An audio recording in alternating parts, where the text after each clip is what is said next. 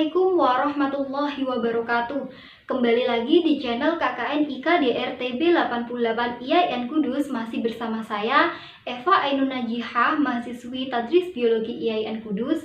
Di video kali ini saya akan melanjutkan materi mengenai struktur dan fungsi jaringan pada tumbuhan, yaitu organ tumbuhan.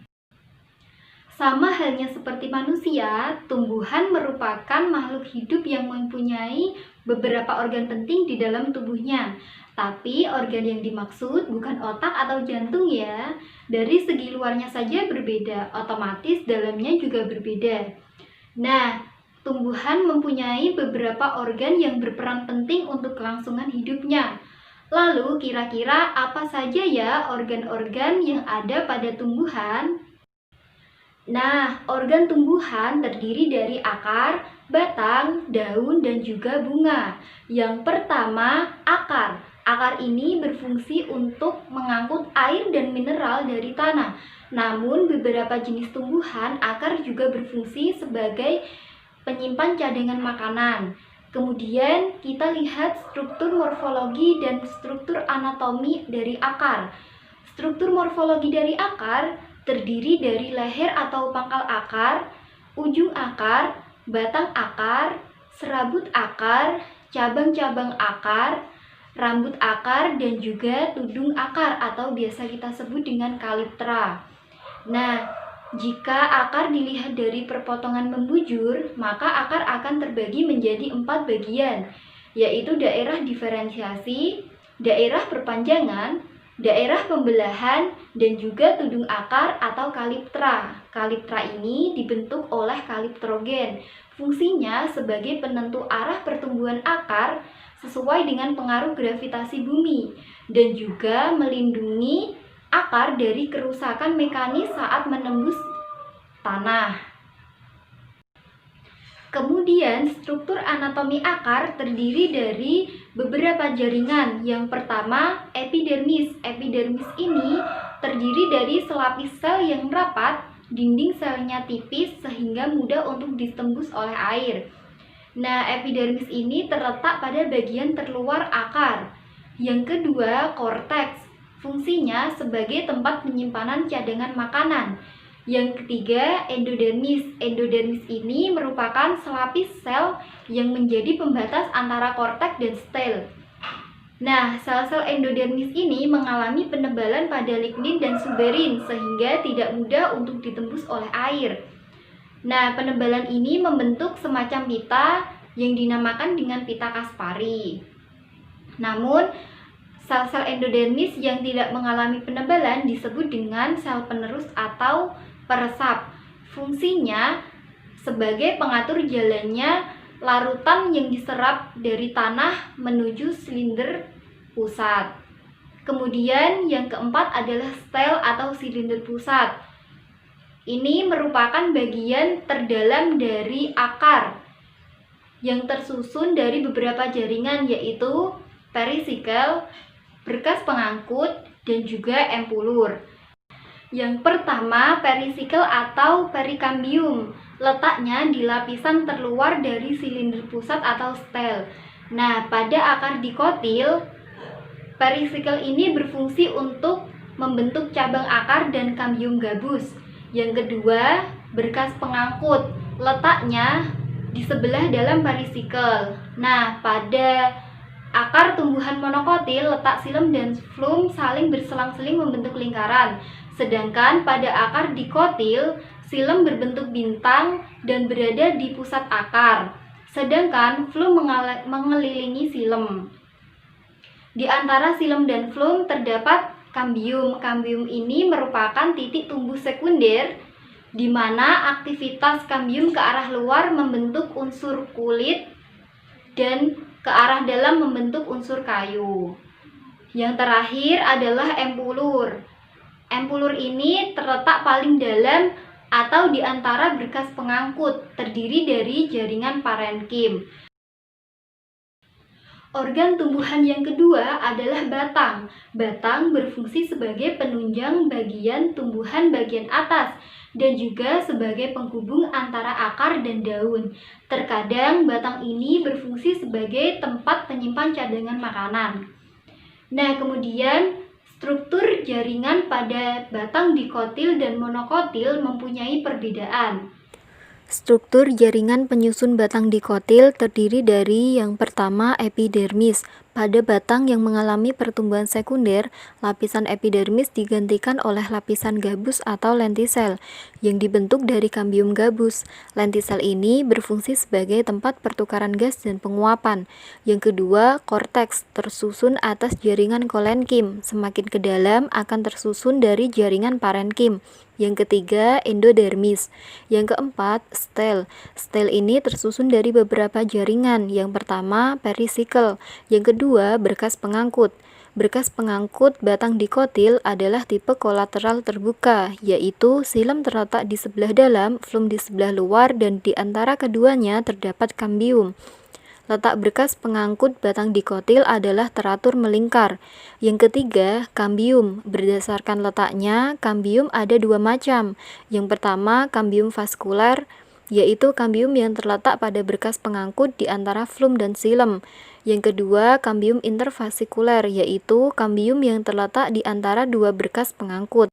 Aktivitas kambium menyebabkan terbentuknya lingkaran tahun atau annual ring, yaitu lingkaran atau lapisan yang menunjukkan kambium melakukan pembelahan dan pada saat kambium tidak melakukan pembelahan. Lingkaran tahun ini berguna untuk memperkirakan umur pohon. Pembentukan sel-sel baru pada kambium menyebabkan terdesaknya sel-sel korteks ke arah epidermis. Lapisan korteks yang terdesak akan membentuk lapisan sel meristematik atau sel yang selalu membelah dan disebut dengan kambium gabus atau velogen. Yang terakhir, empulur. Empulur ini merupakan parenkim yang terdapat di tengah-tengah stel, juga terdapat di sekitar kelompok-kelompok ikatan pembuluh berbentuk jari-jari yang disebut dengan jari-jari empulur. Kemudian, struktur jaringan penyusun batang monokotil terdiri dari yang pertama epidermis, yang kedua korteks, yang ketiga stel. Nah, batas antara korteks dan stel umumnya tidak jelas. Berkas pengangkut bertipe kolateral tertutup, yaitu silem terdapat di sebelah dalam, flum terdapat di sebelah luar, dan di antaranya tidak terdapat kambium, sehingga batang monokotil tidak dapat tumbuh membesar. Letak berkas pengangkut ini tersebar tidak teratur pada meristem dasar. Batang monokotil tidak memiliki jari-jari empulur. Organ tumbuhan yang ketiga adalah daun. Daun merupakan organ utama tumbuhan yang berperan sebagai penghasil karbohidrat melalui proses fotosintesis. Daun juga berfungsi sebagai tempat pengeluaran air melalui peristiwa transpirasi dan gutasi. Daun juga berfungsi sebagai respirasi bagi tumbuhan. Nah, struktur morfologi daun lengkap terdiri dari pelepah daun, tangkai daun, dan helai daun. Nah, daun monokotil dan daun dikotil mempunyai perbedaan struktur. Pada daun dikotil, bentuknya bermacam-macam, bertangkai daun, dan urat daunnya menyirip atau menjari.